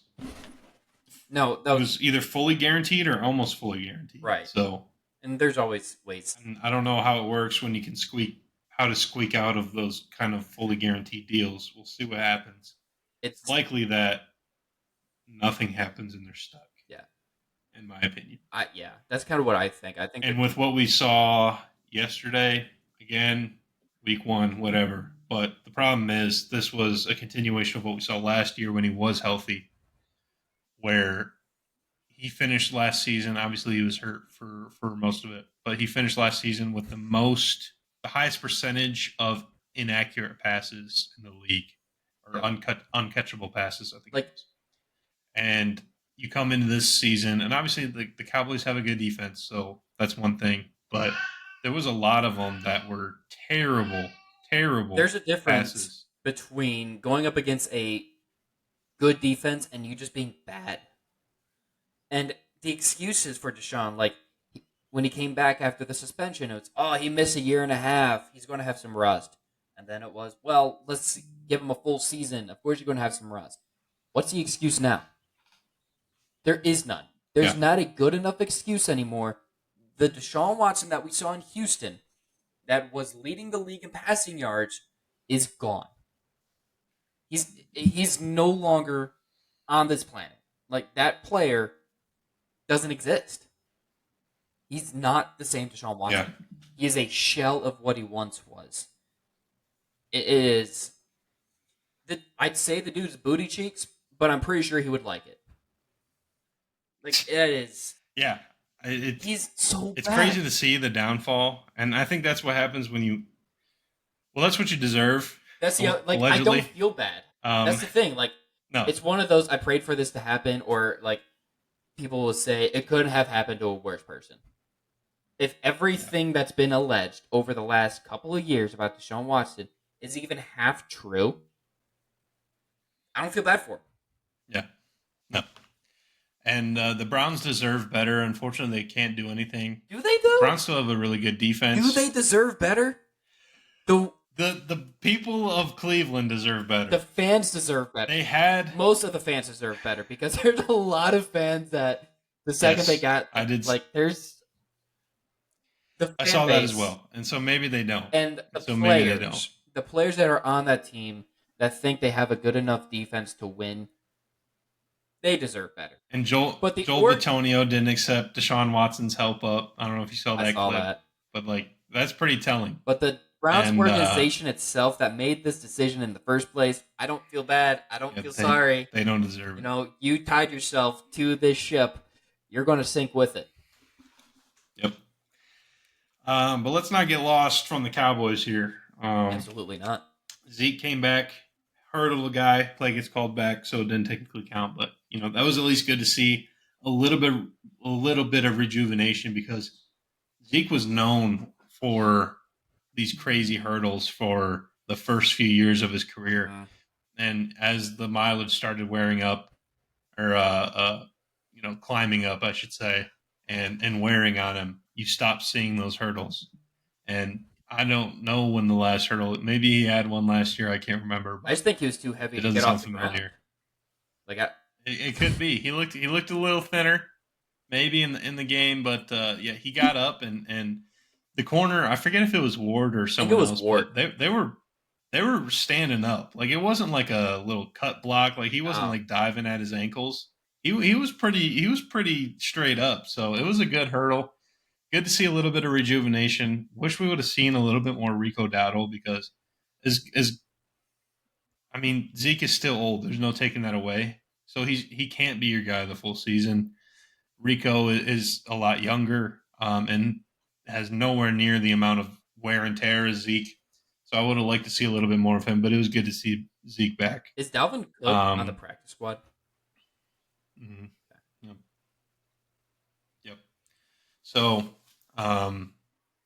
really, to be honest, best case scenario is we make a move before the trade deadline, because these running backs, while Zeke looked pretty decent in the game, even Rico Dowdle, if he does get a good, despite like some extraordinary blow up season from him, our running backs are not good enough to get us where we need to be. Even though like we see all the time, the last however many Super Bowl champions have like super cheap quarterbacks. Ours are like beyond cheap. Like we went from both ends of the spectrum to stupid money for a running back to like zero money for running backs, and it needs to be a little bit better than where we're at. Anyways, Dak looked good in the first half. CD looked great in the first half with that one catch down the sideline over Denzel Ward. That was a perfect ball and a great catch. That was great to see. But after we got up, like the offense got pretty basic and stagnant, despite Brandon Aubrey going crazy. And by the way, I saw that the reason Mike McCarthy was going to let him kick that 71, but our special teams coordinator told him not to because he was worried about the return. But McCarthy was prepared to let him do it. I wanted to see that bad. It's unfortunate because Fossil, our special teams coordinator, he's a little like on the edge, man. Like he's a little like, let's do it. Well, so I thought he would have gone for it. He made what was it? It was 65, 66? 66. He made that, and it looked like he had the distance if he were to kick that from 71. Yeah, and then in the preseason game against the Raiders, he kicked a 66-yard field goal, and the stats would have been good from whatever. On a 66-yarder in the preseason that did count, it would have been good from 72. Here's my question. So he's got the leg. If it's a game-winning scenario, does he have the balls big enough to send Aubrey out there for a 67, 68, 69-yard field goal to win it? I think you have to because you saw or would he the other scenario throw the Hail Mary. Like Dak comes out and tries to throw a Hail Mary, which was even worse of a decision, and the ball didn't even make it to the end zone. Dak doesn't have a huge arm. No. And it didn't even make it to the end zone. So if you've got a few seconds left and it's game on the line, yeah. If it's 71 again and you've got 3 seconds and you need 2 points, yeah, let him try because that might be the best case scenario. Here's what the analytics I think he could do it. Maybe in a dome, maybe not outside. Depends on the wind, of course, and what direction it's blowing. But like I was saying before, the offense kind of got stagnant again. Didn't have to do much, and the Browns' defense is still really good. Yeah. You can't take away from the Browns' defense. Like there was a touchdown that came on a punt return. Last year they gave up like something crazy, like 13 points a game at home last year. Yeah, and you only gave up. Like this is still a good defense. They only gave up 2 offensive touchdowns. Yep. Against the Cowboys. That's not a bad. Their defensive coordinator is good. I can't remember his name. He used to be with the Lions. Jim Schwartz. He's a really good defensive coordinator. And so it was a positive from the Cowboys. And then on the defensive side of the ball, I think for the Cowboys, and I know we're going a little long, but this is my team, so I'm excited.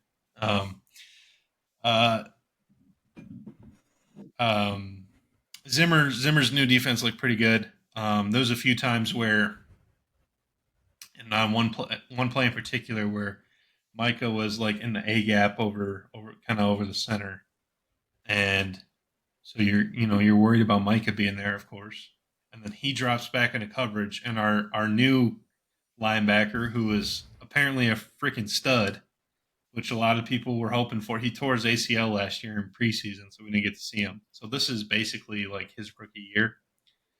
Micah drops back into coverage, and he comes flying out of nowhere. And this is the first time when Cowboys were pursuing a quarterback that someone else on the Cowboys made Micah look slow. Like there was his name's DeMarvion Overshone. I think I'm saying his first name right. Guy from Texas who was kind of like a hybrid safety linebacker, but now he's playing linebacker. Dude can move. Dude can absolutely move. He gets after it.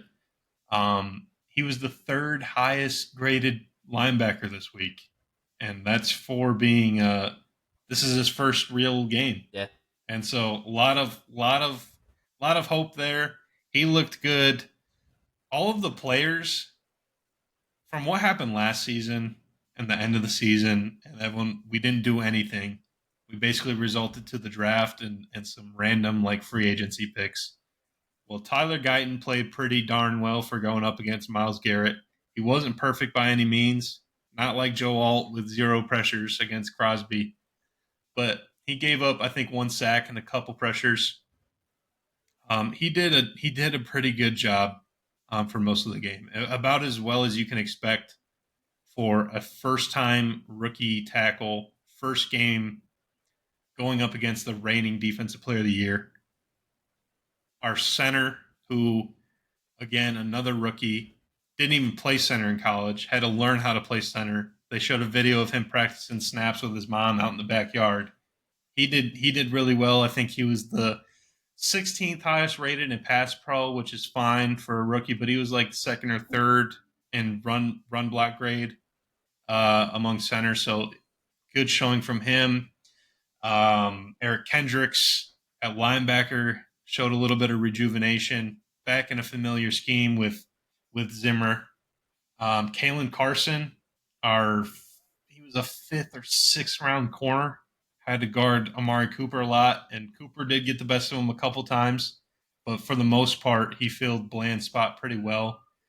And so I think the biggest takeaway is not necessarily like, oh, the offense, anything about the offense or the defense, but those specific players in spots where we needed them to perform and be immediate impact players. And in the first game of the season, a lot can change, of course, but they're on their way to replacing and filling in almost perfectly, and potentially even being upgrades at positions where we desperately needed them.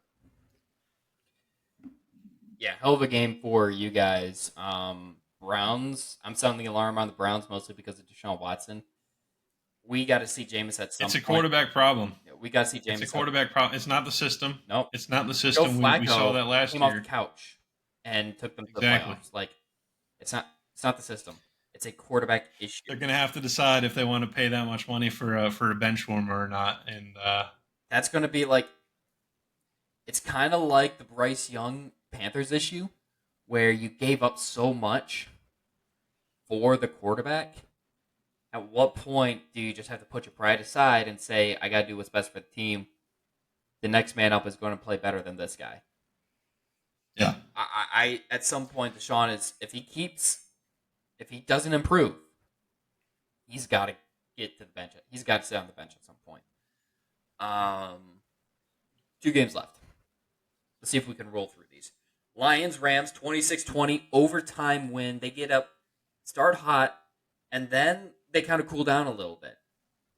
But it doesn't matter. They do just enough to get the win at the end. The Lions, aggressive still. I think Campbell was good about picking his spots, like when and where to be aggressive. Like, there was one time where he kicked a field goal. I'm like, oh, I thought he would have gone for that one.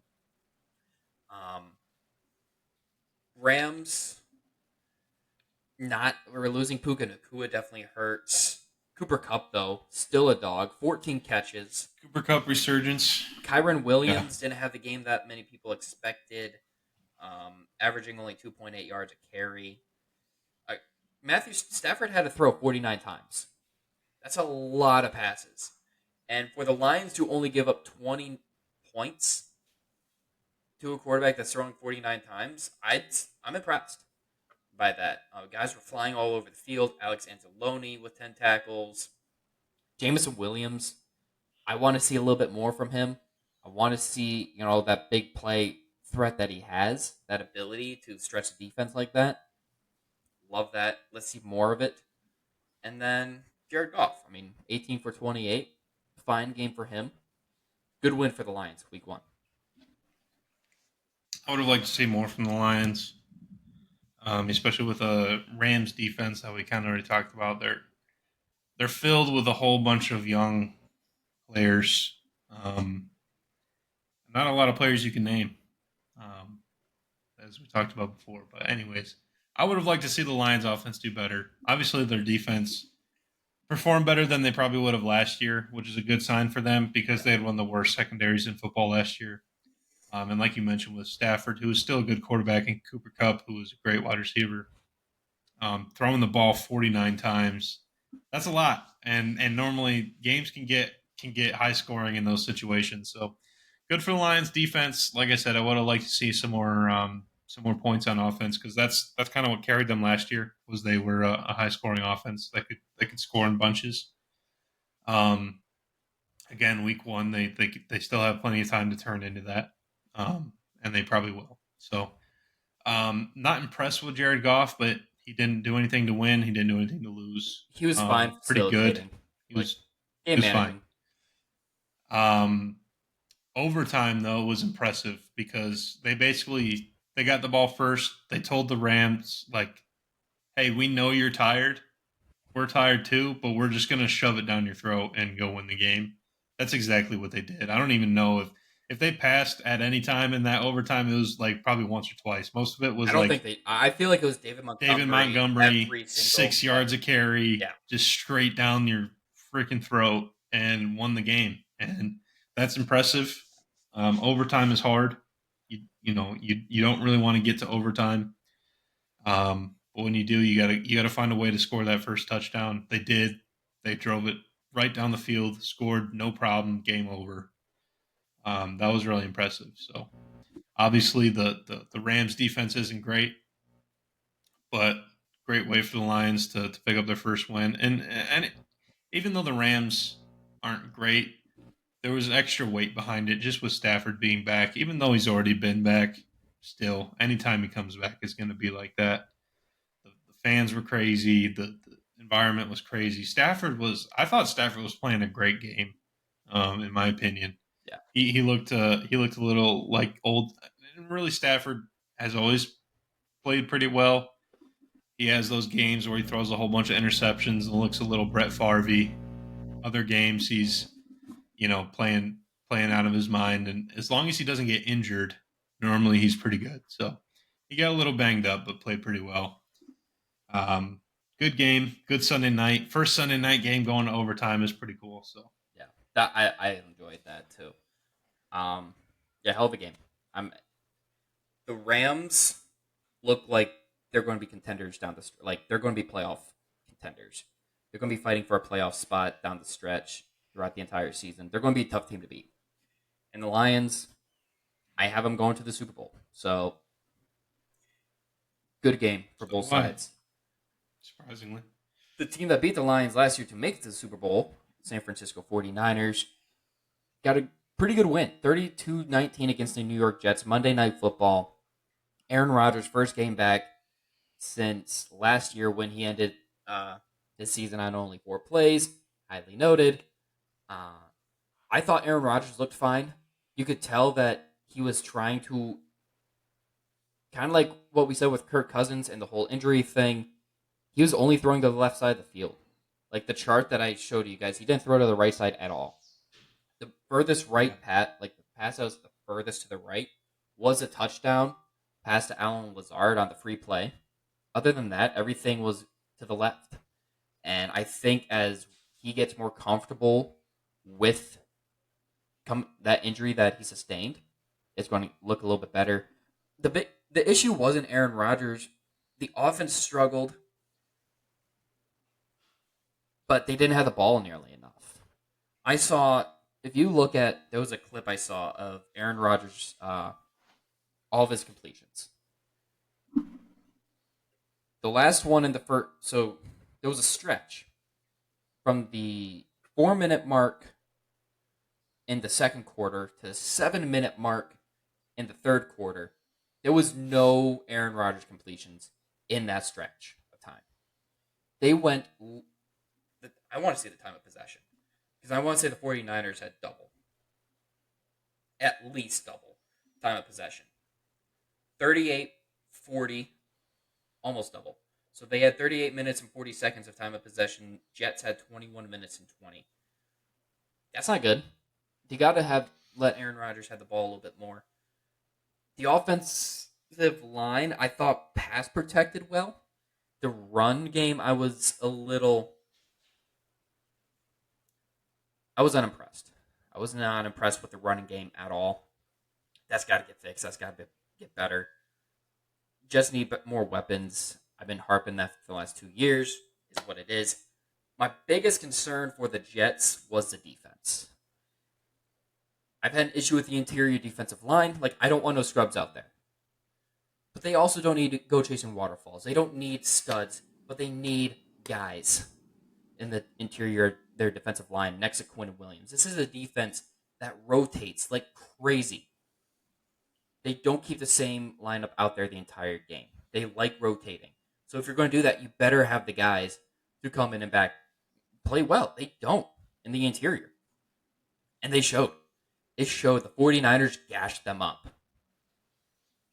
Jordan Mason, or whatever his first name, whatever that number 24 dude's name is, he's no scrub anymore. Like, he had a 100-plus yard performance against the Jets, and some of those was just blocked so perfectly. The Jets defense just couldn't get in the way.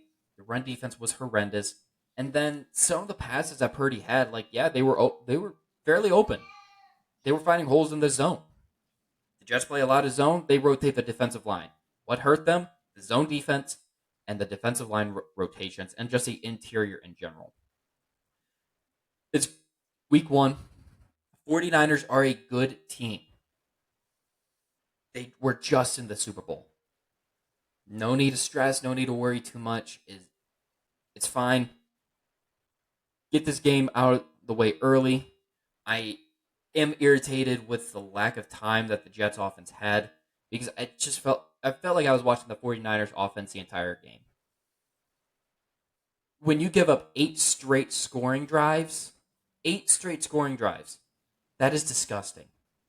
So the defense needs fixed up. They play the Titans this week. They'll be fine. I was just happy to see Aaron Rodgers complete a pass, throw a touchdown. Like, it was nice to see some Rodgers moments there. The drive that he led, that led to the Breece Hall touchdown was nice. Just got to see more from the run game. And the highly touted defense was uninspiring. But you also have to tip your hat to the 49ers, who still are the crown of the NFC. Like, they are the team to beat in the NFC until proven otherwise. Brock Purdy is a good quarterback. Is he great? No, never said he was. He's not buns. He's not booty cheeks. He's good. He does his job. He finds the guys that are open, like a quarterback should. The reason I don't have as much of an issue with this 49ers team as you do, and other people might, is because I've seen this entire thing play out already with the New England Patriots. That's what this reminds me of at times. Is just, you can't get the Patriots off the field. Tom Brady, it's so irritating that he doesn't do anything spectacular. He just finds the open guys and puts the ball where it needs to be put. Like the Brandon Ayuk direct touchdown, that was a dot. I don't care what anybody tells me. I don't care what the haters say. Like, oh, well, you had to die for that. Where else is he going to put it? He put it right in his hand. If it hits the receiver's hands, it's a good pass. It is a good pass. Ayuk just dropped it. Also, lockdown Sauce on Ayuk. That was nice. Sauce had 0 completions allowed. I don't know. I think he was out of the game. He lost his breath, something like that. Not. It was weird that he went out and didn't have an injury. Wind was knocked out of him. Is kind of what they came back and said. There's a lot of, I really don't know, but look, the 49ers played well. They played a good game. They always do. You can't count them out. There's a reason they were just in the Super Bowl. The Jets, they're the Jets. Like, they looked, what I told you guys last night, I saw a tweet. The 49ers look like a team that's played together. They know what they're doing. They look confident because they've played with each other. The Jets look like a team that haven't played with each other. There's a lot of rust to be, shaken off. They didn't play the preseason. The starters didn't play in the preseason. So these are the first live reps that matter. Like, they did a lot of, scrimmages. They practiced with other teams, and that's kind of like why they didn't play preseason. But we're seeing a lot. It's going to take a minute. What you hope is that the Jets build on this. And so, for everybody that sent me the same freaking video about, I had like 5 people that sent me the when you wait all year, when you waited the whole week to watch a team play and they act like they never laid eyes on a football before. Like 5 people sent me that. You can't get upset when you have no expectations to begin with. Like, I expected nothing. I enjoyed watching Aaron Rodgers look beautiful in those Jets uniforms. Other than that, Got to get rid of the baggy jerseys for the young guys. yeah, those sleeves, man. Garrett Wilson, tuck those in. Grip. Tuck those in. Yeah, but yeah, that was bad. I really 0-1. I'm fine with it. You only let up 2 touchdowns. That's true. So a lot of field goals. I lost a fantasy league. I lost a fantasy matchup because of that, though. I was going up against Jake Moody. I mean, there was a lot of that this week. Jake Moody, Chris Boswell. I mean, just a lot of field goals. It's week 1. It is what it is. Like you already mentioned, you play the 49ers, who whether you hate it, you hate them or you love them, they are probably the best roster in the league. So it's always going to be a hard game, especially week 1. Quarterback who hasn't played. I mean, he played 4 snaps last year, but he hadn't completed a pass in like 600 days or something like that. Yeah, like it's to be expected coming off a major injury. He looked a little bit more mobile than Kirk for sure. So I don't think he's not in as bad of a spot as Kirk was. I think a little bit. Some of his throws were a little weird. Like he didn't quite want to. You could tell he was put all of his weight into it. He was throwing with his upper body and using no lower body. Yeah, like it was all arm. Like he would like lift off his leg. Yeah, kind of weird, but I'm sure he'll get, like we already talked about, he'll get more used to it. You guys will be fine, but tough matchup week 1. 49ers look good, of course. The Shanahan scheme is just so good. That's the thing. It's you can't even hate, man. I mean, you got Christian McCaffrey. Obviously, is great. It's funny calling him a system running back, but obviously he's not. But to have Jordan Mason come in here, an undrafted running back who just most people haven't even heard of, and he comes in and just goes off for 100 and however many yards he had and a touchdown. He was like 124. Like that's so impressive. And even though like most of the runs had pretty good holes, like he was hitting them hard. 28 he carries, looked fast. 47. Yeah. That's a great game. Yeah. That's a hell of a game. And so you can't even like, honestly, you can't even hate it. Like you got to respect it. Yeah. You hate it because it's not, your team's not doing that, I think is the main reason why you hate it. But they look good. They're definitely the team to beat. We'll see what happens. Yep. All right. Well, seeing as we're approaching 2 hours, we should probably wrap this up here. Thank you, everybody, for watching, tuning in as long as you have here at Party Chat Sports. We'll see what we're able to put out. We've got Dylan's getting hitched this weekend, so we'll see what we're able to put out in terms of content. Dylan Schroeder. This is the last episode of an unmarried Dylan Schroeder. I know. So congratulations to those two. Absolutely. I'll say my congratulations once both say I do. Until then. We don't know. Maybe I'm wrong. Who knows? Fingers crossed. Hold on. Fingers crossed. I jinxed it. What'd you do? I jinxed it. It hasn't Sorry, happened Dylan. yet. That's my bad. That's my bad. We still got a couple days. We still got to get there. But so we'll see what we're able to put out. Stay tuned to the feed, though. Follow us on Twitter or X at Party Chat Sports. This is going up on YouTube at Party Chat Sports and wherever you get your podcasts as well. Go check out our TikTok. Believe it or not, all at Party Chat Sports. Until next time, hope your teams do well. Week 2, unless they're going against ours. So until we see you next, have a great week 2. Peace, everybody. Go Cowboys.